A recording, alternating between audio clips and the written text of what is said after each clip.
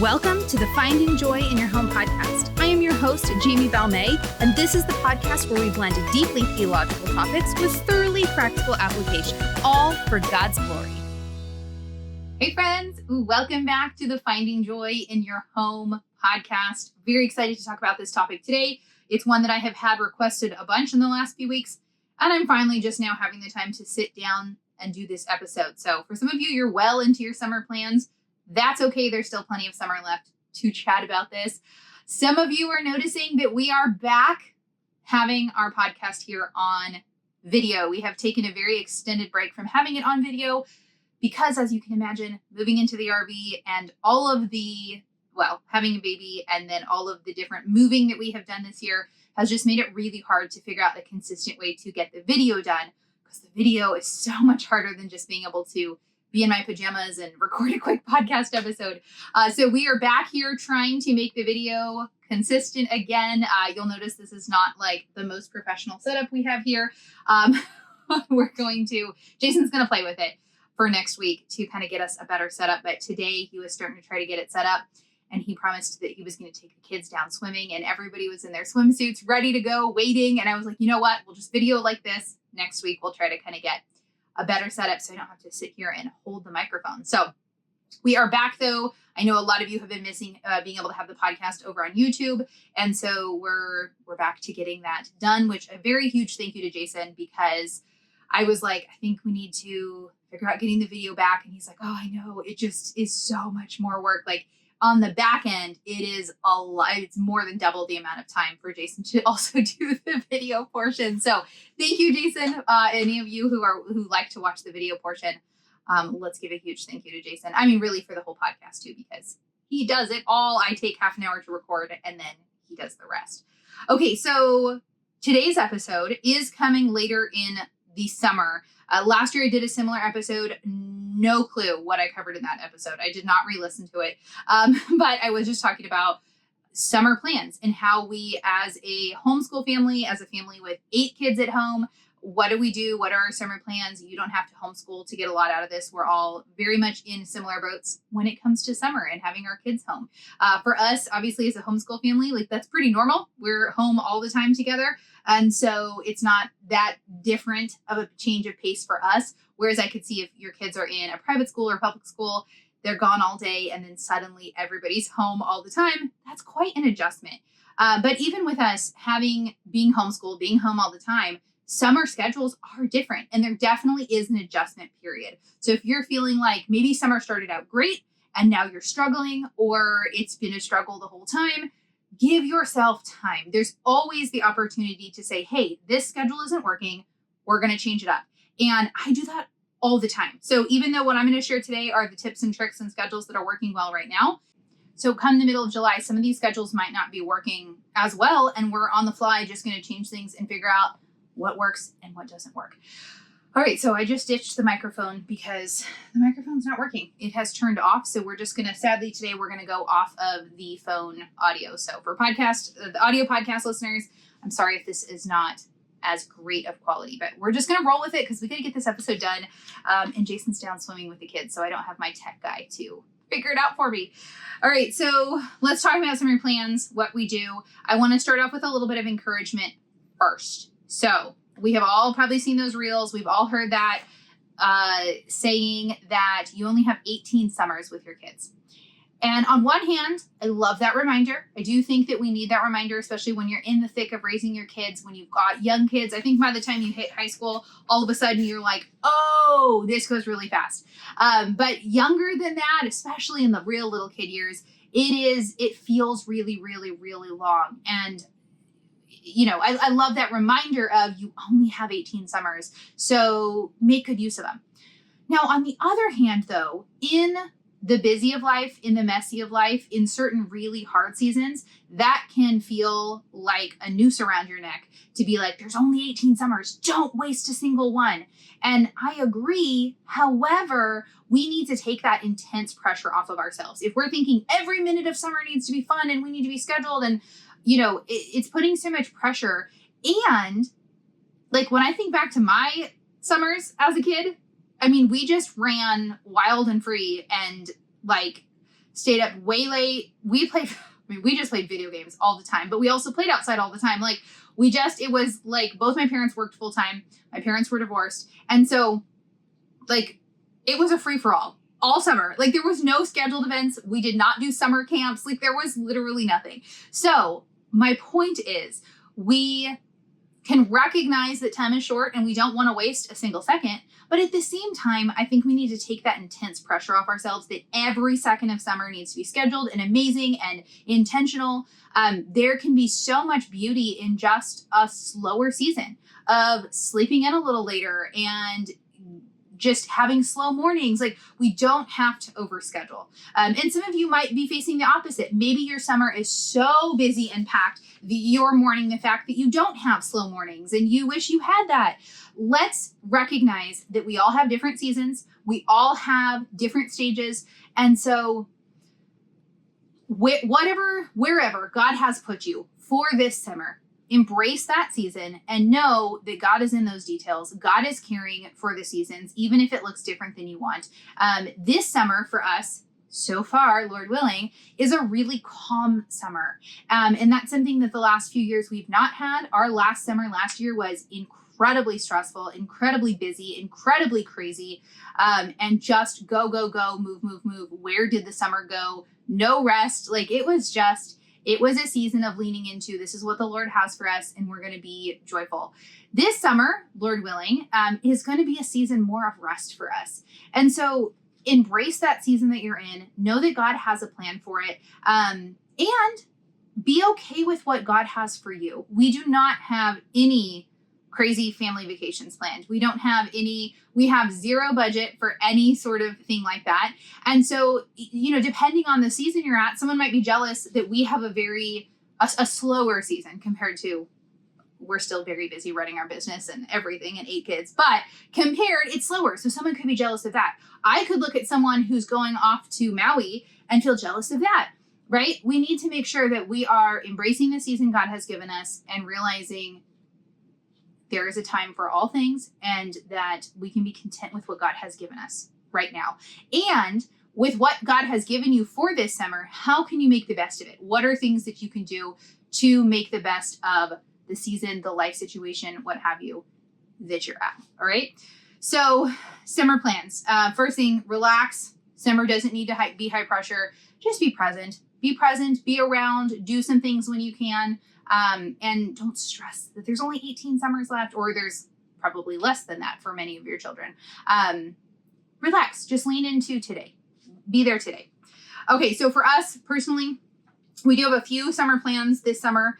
We have decided, because we don't have it in the budget to do any big crazy plans, and the last 12 to 18 months, we didn't do anything ever. It was just, and we moved, we did all kinds of stuff, but not we're going to go relax by the lake or anything like that. So what we decided we were going to do this summer without a big budget is that we were going to do some camping trips. And we have only gone camping. This is funny because we live in an RV and we traveled around the country in an RV, but we're not ever camping. We have never stayed in our RV without electricity, without full hookups.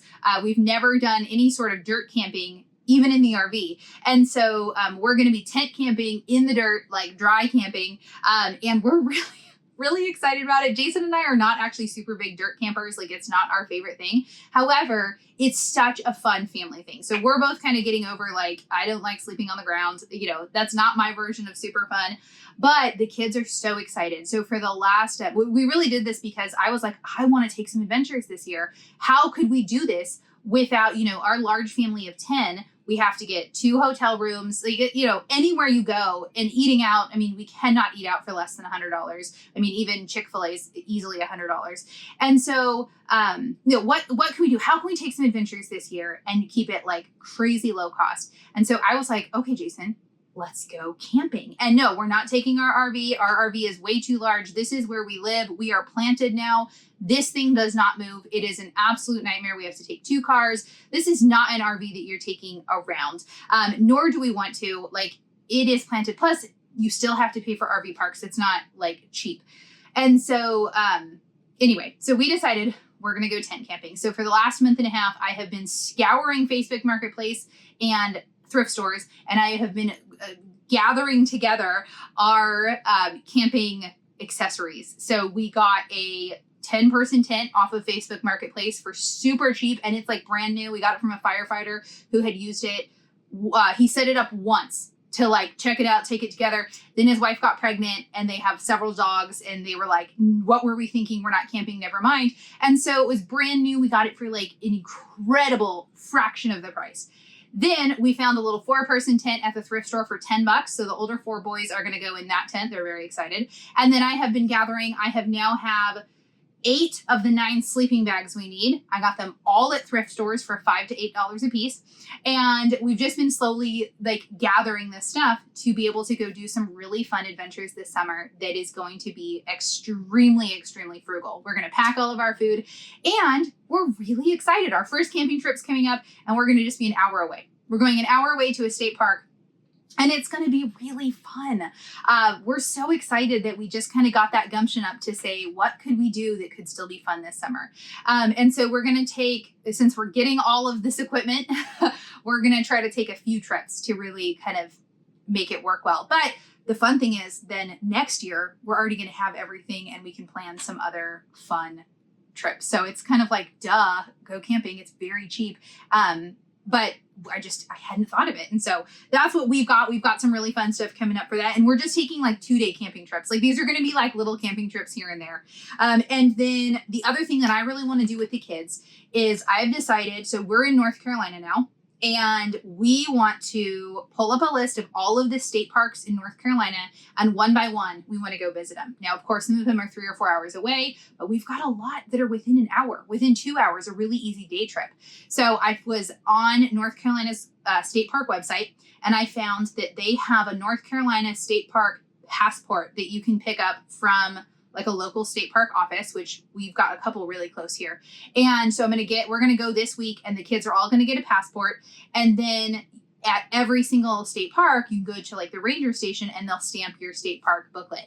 So that I thought would be a really fun thing. Jason's working really, really long hours this summer. And so I thought that would be a really fun thing that the kids and I can get out and do some adventuring, but that's not too crazy. Like we love going out on hikes and walks. So we'll bring the stroller and just go like explore our local state parks, and we'll get those passport books. Like that is literally free. Free, easy to do, and fun. Our family likes goals. Like, okay, can we visit all of the state parks? And it gives you kind of a direction too. That's one thing we learned when we were traveling full time around the United States. Our goal was all 63 national parks. Now we are at like 40, 45 or 46. We're really high up there. All we have left in the continental US is Acadia National Park in Maine, which we are hoping to go to a camping trip in October.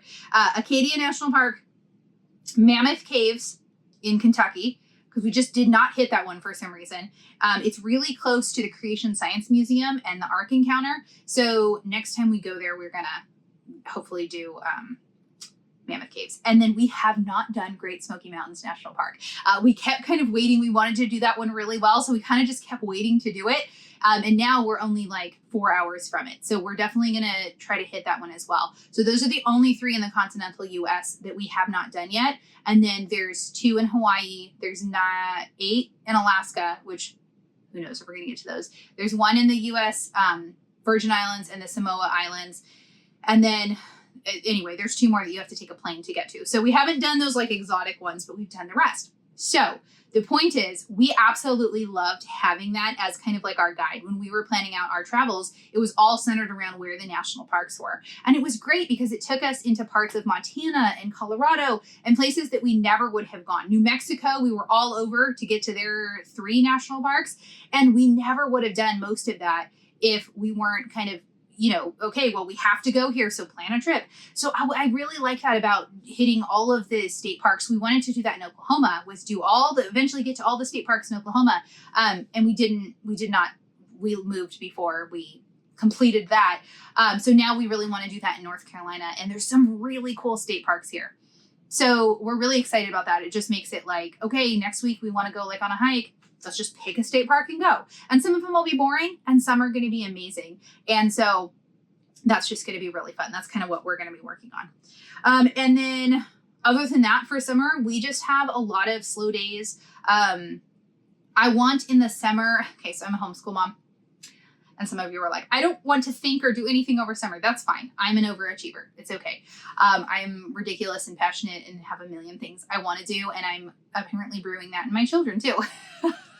So for the summer, I love the idea of being able to explore different topics and things that we don't have time for in the school year. So fun, like passion projects, not like you need to sit down and do this work that you hate and you're going to cry through. No, like what are really fun things you want to explore? Our kids do, two of our boys do a lot of coding. So they'll do like coding during the day and just like fun stuff that we just don't always have time for in the school year. And for myself as well. So like, I love having this time off regular school because now that we've got 2 middle schoolers.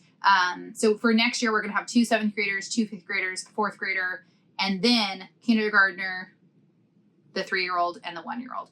And so my homeschool days are very like hands-on and intense. And so the summer break is a time for me too, to get to read more books, I'm really working on my health and doing a lot of exercise, getting out on doing a lot of walks. That takes a lot of time. Summer's the perfect time for me to do that. So summer for us is just kind of like, this is project time. This is when we get to explore. So let's talk about what some of our kind of guidelines we have around summer. So on one hand, we're very relaxed. We're very chill. But on the other hand, it's not just a free for all. You get to just be on screens 24/7 or anything like that. So we definitely put up some guardrails for that. We're not, I'm just going to say it. We're not anti-screen. We're not, we want our kids to read a ton. We want our kids to be outside a ton. And that's happening. And so we're okay with some screens. However, I will tell you for our summer got started a little bit late this year, but for our summer so far, like the kids might get on at like 7 p.m. like after the littles are down and be like, can we play Stardew Valley? And like, they'll play out video games for 2 hours before bed. And like, that's been it. They've been so into all this other stuff that we've been doing that even though they're allowed to play earlier in the day, they really haven't been because there's so much. And then there's some days like Saturday, we were really just home a lot on Saturday. And so the kids played and they played all their games together and they played for a few hours together in like the middle of the day. And it was fine. Like it worked great because I'm happy with our balance of like, they're outside hours a day. They're reading actually a couple hours a day. And so I'm not freaked out at this point that it needs to be 0 screens. Now, there's definitely times where if you feel like, oh my gosh, the screen usage is out of hand. So for me, I feel like I need to limit screens in the winter more often. So in the summer, we have 0 problem getting outside. If in the summer you're feeling like your kids are just sitting on screens all day long, absolutely. That's times where you go in and you're like, we're going to set schedules. We're saying no, let's go. We're going out on a hike. Whatever, like you might need to work at it a little bit more. For us, that's more in the winter because, and especially living in the RV, because there's just not as much to do. And so when it's really rainy, when it's really freezing, we're just naturally doing a little bit more screens or we're watching a lot more family movies. We felt like we don't have the time in the summer as much to do that. We're out so much later. And so in the winter, that's when we are like, okay, we need to set some rules around this and maybe kind of rein back a little. So depending on your family and your kids. And there are certain kids who you do need to watch more and say, hey, you've been on that too long. And there's other kids who just don't have as much of an interest. And so we're okay. We're not like anti-screens and we're not doing a no screen summer. You might be doing that and that's wonderful. So for us, what we do is we do have like guidelines. There's certain things that the kids have to do every single day before they're allowed to play a video game or watch a movie. With our boys, it's more video games. So like a lot of times they're wanting to do Stardew Valley or Minecraft or whatever. We really don't watch a lot of TV during the day. The little kids might watch a little bit, but it's the video games that the kids are wanting to play. And again, Jason and I are we're not completely anti-video game. So we've done some tech episodes that you can go listen to. And some of you are going to disagree and you hate video games and you don't want them in your house. That's completely fine. And some kids can handle them. and some kids cannot. So we're really, really strict that if there's any bad attitudes at all, if there's fighting, if kids are having poor attitude when we say it's time to be done, like you lose all video game privilege. And like we're really strict on that. And I think because we've always been that way, we have really decent attitudes. It's not perfect. And there are times where kids lose, okay, you lose video games for tomorrow or for next week. That's the big punishment on the second offense, you lose it for a week. Third offense, it's another week. So we're really, really strict on that. And so I think that definitely does help. You have to have some pretty strict guidelines when it comes to screens and when it comes to video games. But if you can uphold those really strict guidelines, it can also, it can really help. And we really don't have a lot of bad attitudes or struggles when it comes to video games. They actually often just lose video games as a punishment for something else, like they didn't obey or something like that. Okay, so the first thing that we're doing that's been really, really fun is we're doing a reading challenge. We like to do reading challenges a couple times a year, and we haven't done one now in a while. So we're doing a summer reading challenge. The summer reading challenge is that at the bare minimum, Monday through Saturday, so they don't have to do it on Sunday. They have no requirements on Sunday other than like help clean up chores. Sundays are a day of rest, and we want our Sundays to be joyful days home. And so if you want to read on Sunday, great, but you have no requirements to. So Monday through Saturday, though, you have to read 2 hours a day, just throughout the day. Yes, audiobooks count. However, we do have one child who would just exclusively 100% listen to audiobooks. So I do get on him sometimes to say, hey, here's a physical book. I need you to sit in front of me and you're going to read it for an hour. Because I want him doing both, but audiobooks are okay as well. So they have a minimum of 2 hours a day. Like you have to do that before you can play video games, before you can do anything else. You have to read for 2 hours collectively, which sounds like a lot of time, but it's not. I mean, by the time they're reading, and if we ever go in the car, the kids will bring their books and read for half an hour and use that time to read. And, it works out well. So that's the bare minimum on our reading challenge, 2 hours a day.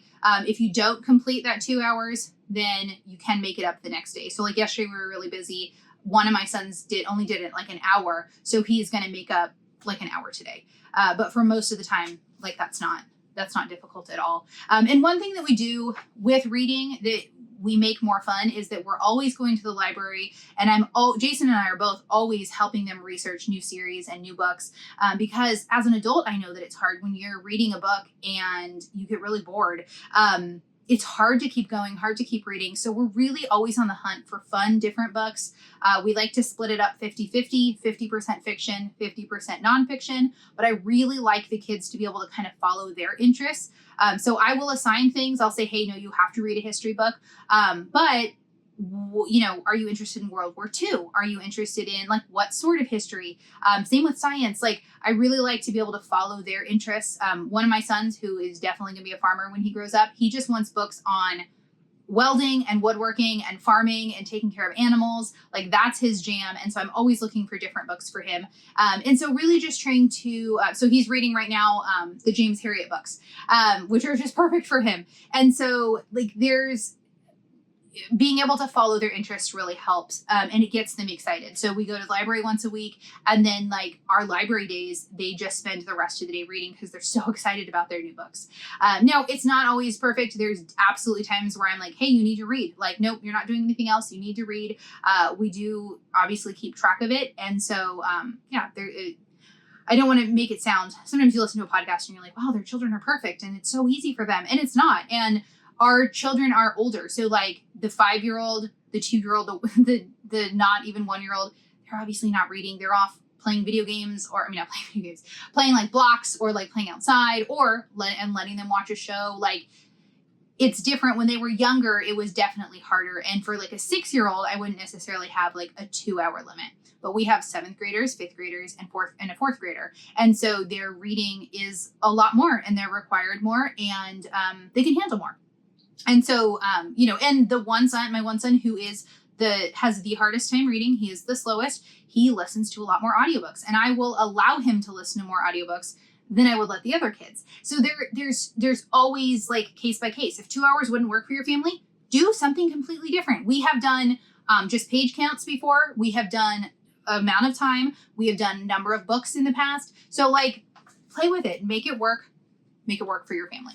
So that's our bare minimum reading challenge. Like, you just have to do that as part of your daily schedule. And then by July 31st, if you have read 20 books, we're going to do, so the bare minimum reading challenge, if everybody reads 2 hours a day, but everybody has to do it, which is good because then they get on each other and say, you have to read. If everybody does it, then we're going to do like a fun little ice cream party, which I want to do anyway as like a fun end of summer thing. So we're going to do an ice cream party. And then if every person has to read 20 books, then, and there's size requirements on these. So we really like the Who Was books, but Who Was books only count for half a book. They have to read 2 of those in order to qualify as a single book. And then my daughter picked up a book that's 500 pages. And I told her if she reads that one, it'll count as 2 books because she's only going into 4th grade. So there's, we changed it up depending on the child and the age. So if they read 20 books, everybody reads 20 books, then we're going to get a new Switch game. And then if everybody reads 30 books, which the 30 books is a stretch, it's the big goal, although they're all on track for, most of them are on track for it so far. If they read 30 books, then there's another prize that I don't remember, but everybody has to do it. So that's been really fun and also just like motivating and exciting. And I am so not above bribing to get them to read. Because I think the thing is, even as an adult, when I am really into a book, when I'm reading a lot, I want to read more and I want to pick up the next book. And you get excited and you get out of reading and then you just don't pick up a book. And so I want to kind of help force that on the kids. Like, you finished your book, pick up another one right away, because once you get into the next series, you're fine. But I want to just kind of help with that momentum. And so the reading challenge can do that and can make it really fun and exciting. Okay, so that's the one requirement they have to do each day, in addition to chores and stuff like that. They've got to do their daily reading. And then the second thing is that everybody has a summer project. And this is where we really, over the last 2 months, really developed, and they've already been working on them. But I call them their summer projects because they need to be done by July 31st. And we have more time in the summer. And this is where it's very interest led. So this kind of developed over a while. One of my sons really couldn't figure out what he wanted to do for quite a while. We had, he was going to code a website as his goal. He really wasn't excited about it. And so we really just kind of played with this for a while until we figured out what is it that you want to work on over the summer. So we have 4 different summer projects going on. The first one, my son who's going to be a farmer, we went to Lowe's, and now that we're stationary in a single spot, we are doing a little container garden outside. So we went to Lowe's, he got several tomato plants, he got some zucchini, he got some peppers, not zucchini, he got cucumber because they want to do pickles. I think he got one other thing. And so that's part of his summer project is he's watering them every day. He's taking care of them. He's already had to transplant the little ones one time. So that's just part of his, he's completely in charge of them. His first tomatoes actually turned red yesterday and he was so excited, and it was a big tomato, and he had everybody go around and take a bite, and he was like, this is the best tomato I've ever had, which we've done a lot of gardening, and he was heavily involved in that. But that was 2 years ago now, because last year we didn't do a garden because we were moving. And so I think he just forgets, it's amazing when you have grown something yourself and you've got this big juicy tomato. And so that's been really, really fun, but that's not daily. I mean, he has to water it and stuff, but it doesn't take a lot of time. So he is doing a little additional research project on farming, on the profitability of farming, how can you actually run a farm full time? And so he's just doing a little research project. So on the kids' schedule, they have to work at least 30 minutes a day on their summer project. So for him, he's just reading books, he's listening to podcasts, he's doing articles. We have a subscription to, I'm going to forget, I cannot, Traditional Homestead, something like that. It's a membership site. Anyway, it's kind of expensive, but we signed up for it for research for him. So he's watching videos in that, and he's going to be writing kind of just a little research project throughout the summer. So he's not as excited about the research part of it, but he needed to do something a little bit more than just. Now, if we had property and he was doing a big garden, that absolutely could take all of his time, but these little container gardens definitely don't. So that's project number 1. The second project we have, Magnolia and Remington are both working on this together, even though they're making their own. They are my 2 that are the most interested in cooking. They want to make recipes every single day. So they are kind of putting together their own cookbook. So pretty much every day they make a different recipe, Or some of the days, like tomorrow, their assignment is going to be to go through my cookbooks, pick like 3 or 4 recipes for this week, write down the ingredients you need so I can add them to the grocery list. And like that'll be kind of their part of the project for the day. And then they're also working on typing up recipes, and then I'm giving them like a Canva template that they can start putting them into, which anybody can do. Go to Canva. You can use a free Canva account, type in cookbook templates, and they will pop up. And you know what? I'm pretty sure Canva even has their own like printing. So like if you wanted your kids to make a cookbook, you guys, should I make a course on this for the app? That is a really good idea, huh? We might need to do that. Teaching you guys how to do it so your kids can make their own cookbook. Because I'm pretty sure then Canva, you can go in and actually just like I think they've partnered with some sort of printer, and you can even just print right from Canva, and like they'll mail you a printed copy, which is so cool. So that's what they're working on. I don't know that theirs will really be fully done by July 31st, partly because some of that will involve my help and me helping to help them. But they are taking pictures of their recipes that they're making, and they're going to kind of put it together into their own Magnolia and Remington cookbook, which is really fun. And they've been having a blast with that. But because they're cooking so much more on their own, there's also a lot of teaching of like, okay, so you guys left the vanilla out and the sugar, like you have to put away each ingredient after you use it. And then they're also in charge of doing all the dishes and all the cleanup. So what we're working towards is if they step into the kitchen to make a recipe, especially a fun recipe where they just want to make donuts or something, then the kitchen needs to look like it was before you stepped into the kitchen. And that's part of the teaching and the training. Whereas if they're making dinner for the family, then all of the cleaning doesn't necessarily, doesn't fall on them then. Okay. And then my other son, this is my son who was really struggling to figure out what he wanted to do. He is writing a book, and he is like, I'll like watch you guys. I said like, you are going to be an author one day, like for sure. He's been so self-motivated with this. I cannot claim any part of this. He has just been, he's been amazing. He's writing out his book. He's on Google Docs and he's figuring things out and playing with the fonts. And he's like 30 pages in, which is just mind blowing. But he's been working on this for a while. But he decided this was going to be his summer project. He wants to finish it by July 31st. And then I told him, this is where our knowledge helps. I told him that we can actually like bind it into a real book. And through our printers that we order our Sterling Spectacles books, we can order him a like author copy, and he's like over the moon excited. He's very sweet because he's already like, if it's good enough, can we put it in the app?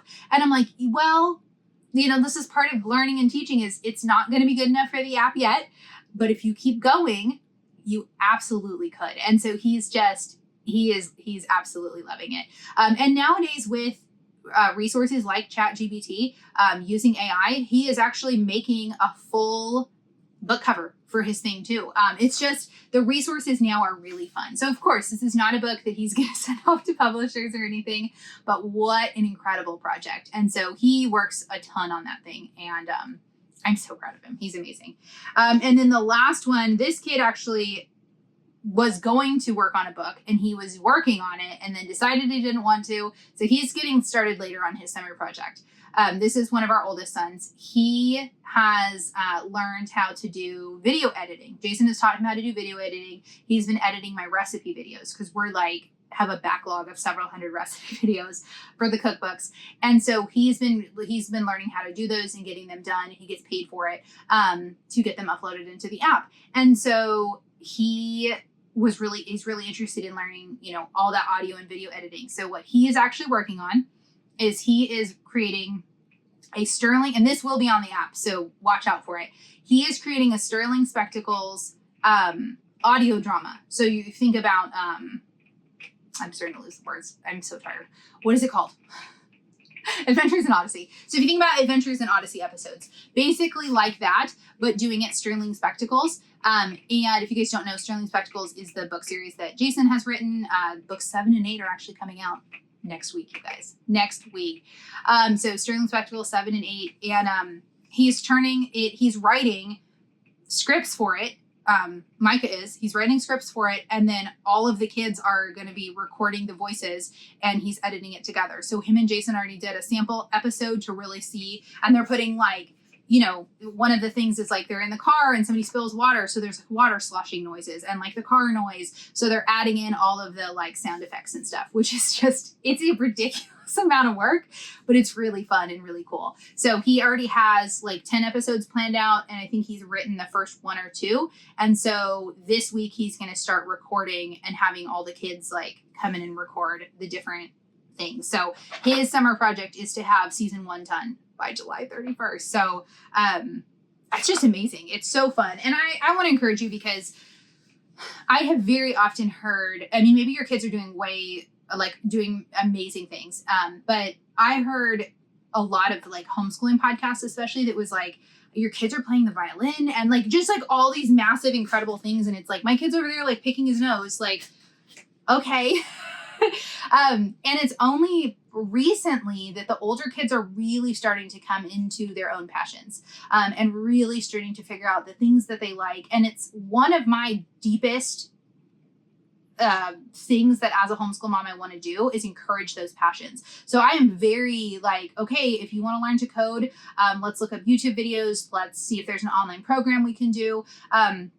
And so I pour a lot of my time and energy into those things of wanting to explore different businesses and different just interests. And some of them might be fleeting and some of them might stick for life. And so I just want to encourage you that if your kids are not like that, if they're not as passionate, if they're passionate about dirt bikes or they're passionate about soccer, that's incredible. Like whatever that passion is, nurture it and get it excited. Like it doesn't have to all look the same. Our family is very nerdy. We like to read. Like that's something we like. Whereas we have other families like music is their passion, and we have zero music. Like we don't, and I'd like to do more of that. So just like a total reminder, let's not compare ourselves to other families. There's all the time, if I'm on Instagram, if I'm listening to podcasts, it's so easy to feel bad about the things that you just naturally do well. And you can take that for granted. And then you're like, oh, but I wish we did this and that and this. So I share our story just because like, I want to encourage you, like follow passions. But if your summer looks like our passion is we just want to go swimming every single day and go bike riding, that's amazing. That is awesome. So, you know, a part of it too is living in an RV. We really do have to, it's such a small space that we do maybe schedule things a little bit more probably when we're in the RV versus in a house. And so just figuring out like what works well for you in this season, where you're at right now. And I will say too, there's totally times with reading challenges, with summer projects, there are absolutely times where you can start off super strong and it fizzles. And so will our kids hit the 30 books by July 31st? I don't know. I think there's a good chance they might. There's a good chance they're going to fizzle and not want to do it. And that's also okay. And so have your summer plans, be excited, do things. And if your plans get completely derailed, or if your days you start getting up later and later and things are just lazier, that's also okay too. So just be intentional with your time, but don't be overly panicked about it. Don't be like comparing to others. And when I list off that list, I'm like, wow, that does sounds impressive. It's a lot, but really what our kids have is 2-hour reading a day and 30 minutes on a summer project. It's really not, you list it out and it seems so cool, but on a day-to-day basis, it's very chill and it's really not a whole lot. And I suspect that a couple of them are not going to fully finish their summer projects by July 31st. And I'm really okay with that. I'm not pushing them that they have to, like, they're going to fail 4th grade or something. I'm just very like, you know, I really just what I want is them to spend 30 minutes doing something because most often if you start the 30 minutes, they're going to do it for an hour and a half. And some days it's like, well, it's been 20 minutes. Can I be done? I'm so bored. Okay, fine. Other days they start doing it and they start writing or when they make a recipe, they're always doing more than half an hour. And then they want to make a second recipe and then they're experimenting. And sometimes I have to be like, stop, you're wasting food now. I don't know what you're mixing together, but it's not edible. We have to have some guardrails on that. But it often ends up being way more than 30 minutes. And so that's why I really like setting up a summer project. Other ideas you could do if you want to do like chill ones is like learn to watercolor or take like Kids Art Hub on YouTube. love their drawing resources. Have a kids work on like drawing pictures each day for 30 minutes, or going outside and doing a nature hike. Like there's so many things that you could do that don't have to be, especially if your kids are younger. Because when my kids are younger, I couldn't even imagine like a kid making like an audio drama series. Like what on earth? And Micah will need help from Jason and I. He's not fully independent on that yet, although he is doing a lot of it. And that's also another lesson is our kids can probably handle and do a whole lot more than we think they can. My oldest, when they were 8, did not know how to just cook recipes on their own. My 5th born, who's 8, can do that. So they can do a lot more than we think they can too. And I am really always wanting to look for things that I can say yes to. And I'm looking for things to be like, I don't know if you can do that. But so Jason was a little bit more like, I don't know if he can really edit and like do a full audio drama like that. And I'm like, I bet he can. Let's let him see. And Jason's like, writing the script is really, really hard. And I'm like, I bet he can do it. Let's see. And if he can't do it, that's fine. But like, let's give our kids things and see what they do with it. And there's been projects. We've had projects in the past that have absolutely fizzled out. We've had projects that are like, that was not like, that didn't work, or they just lost interest in it. That absolutely happens too. Okay. It apparently just started raining. You're going to be able to hear it soon if you can't already hear it, because it gets really loud in our room. Our slate out is metal and it's so loud. And the kids are down at the lake, so I should probably go ahead and wrap this up. So those are just kind of some of the fun things. I just wanted to kind of give you some inspiration, but with that encouragement and reminder that this should just look whatever it should look like for your family. There's no prescription. And I just hope that you have, whatever your summer is supposed to be, that you would lean into that you would have joy, that you would get creative and say, I have these few things that have to happen. Maybe they're not ideal. So what can we do about them? Okay. I'm going to go now. Thank you guys so much for listening in. We'll see you guys back here next week for the next episode.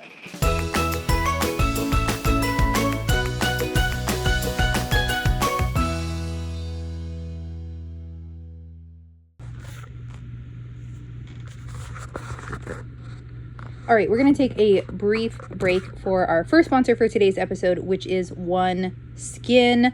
I have become a very big fan of OneSkin over the last couple of years.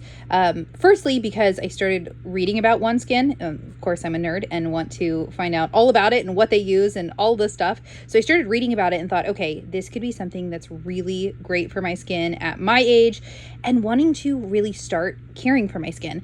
And then the second thing was, I got it, I've tried it, I've really, really liked it. And it's a really simple system to use. I am so one who's not going to do like a 9-step skin regimen. Like I don't have it in me. I need something simple, but I also know that I do want to take care of my skin as I'm getting older, because I know my skin now, if I take care of it, is going to thank me in the next couple of decades. And so I am really excited to share about OneSkin.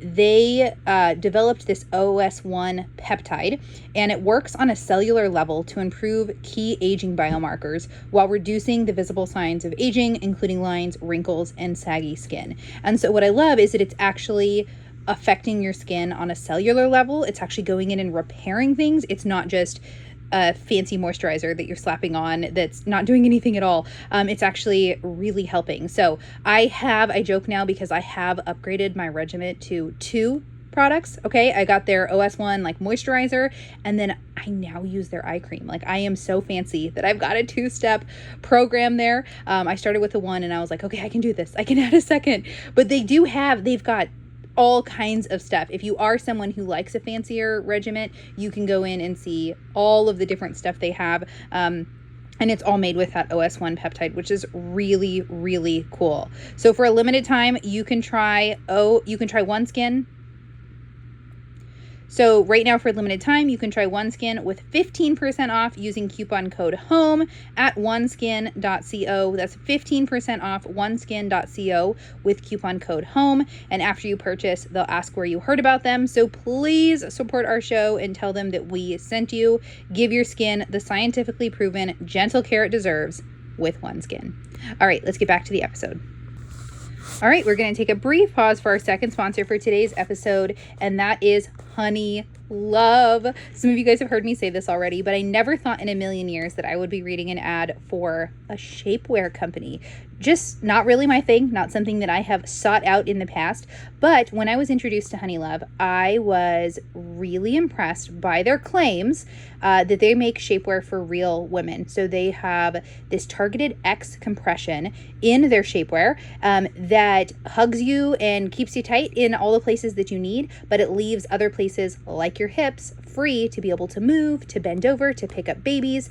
And I thought, okay, I mean, if I could actually get something that was comfortable, that could help for when you're going to weddings, when you're doing events, you've just had several babies. I thought, hey, this could actually be a really cool solution. And so ever since then, I have been a very big fan of Honey Love. I have got their, I forget what it's called, but I've got the shapewear piece, and then I have one of their bras, although I've really been thinking about getting another bra. Their bras are amazing. They have no underwire, which is absolutely a must for me, but they're super supportive, super comfortable. They're like, they don't show any lines, and they're just amazing. So now I am very proud to say that I am a sponsor for Honey Love and a shapewear company that I just never thought I would be. So I really, really do love their stuff. You can go check out all their different items that they have. It's definitely one of those pieces that you get to like build your wardrobe. And I love that. It's an investment piece, but it's an investment piece that I've now had for over 2 years, maybe 3. It's actually probably 3 years now. And I just absolutely love them.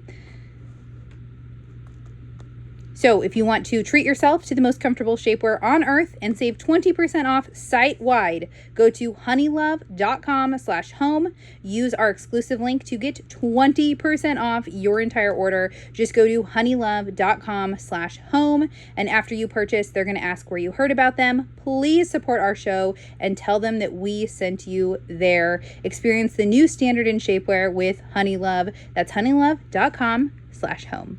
All right, let's get back to the episode.